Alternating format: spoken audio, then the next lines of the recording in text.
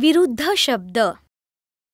दिवस रात्र, जाड बारीक, जवळ दूर, झोपलेला जागा, अस्थिर स्थिर, घट्ट सैल, स्वच्छ घाणेरडे, बुडणे तरंगणे, तरुण वृद्ध, संथ वेगवान, सरळ वेडावाकडा, उंच बुटका, ओला सुका, उभा बसलेला, नवीन जुना, छोटा मोठा, लांब आखूड, सुंदर कुरूप, रोगी निरोगी,